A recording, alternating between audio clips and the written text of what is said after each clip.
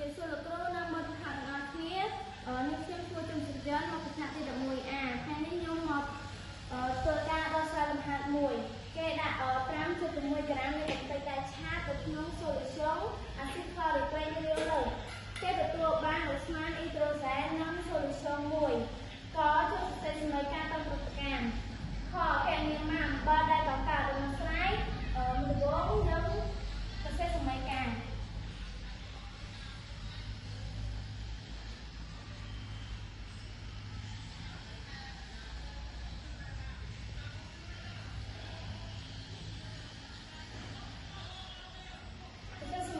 ដោយគេយកកម្ទេច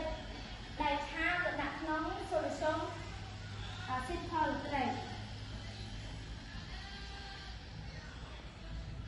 ដែលបូកជាមួយនឹង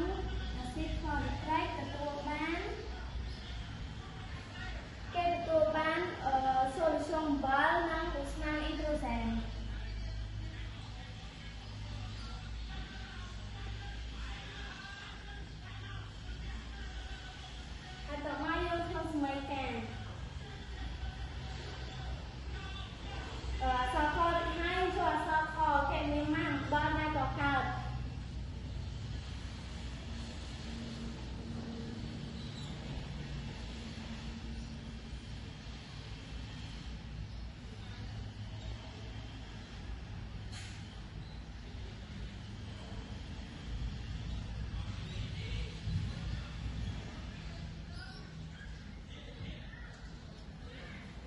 Hiện nay mà bơ tăng muốn mặt mồi tăng muốn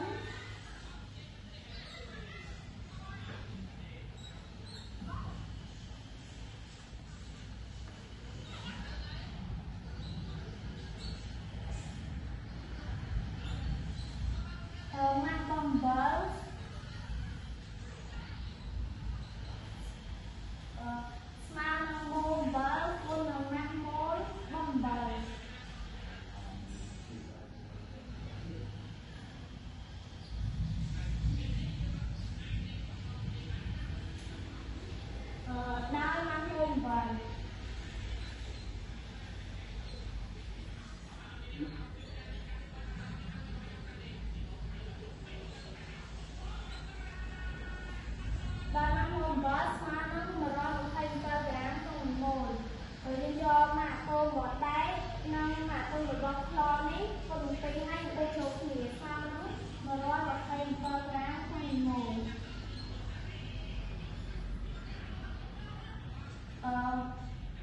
hai năm môn với score tiền chấm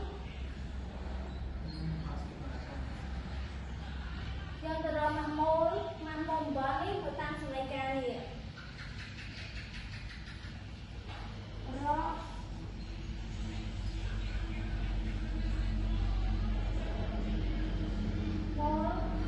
bông bật tham sẽ lấy ca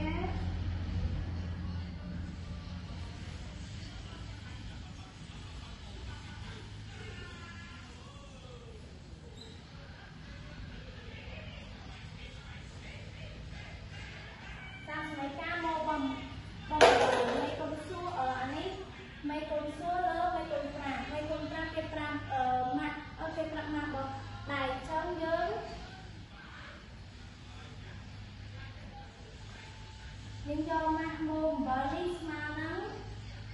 môn bọt này tái môn bọt này đi ở dương cô ta muốn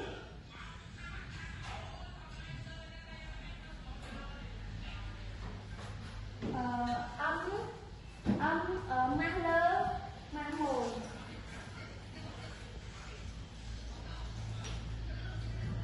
rồi mặt bọt này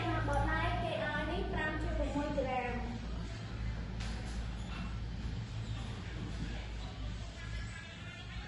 hai năm bọt viết mang 26 nè mang bộ bọt viết mang 26 gram trên 1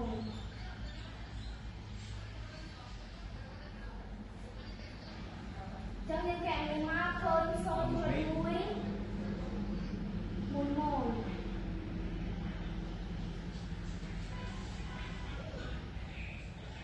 hai con mặt tiệt ម៉ូដៃនេះស្មើនឹងម៉ូដបំបល់ហើយតោះហើយយើងយកម៉ូដៃនេះទៅជួយក្នុងប្រមូលនេះមកឲ្យមកបំបល់ស្មើនឹង 0.1 គុណនឹង 127 ក្រាមក្នុង1ម៉ូល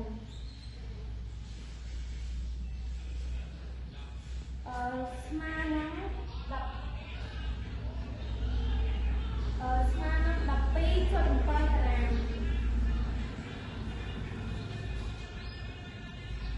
លំហាត់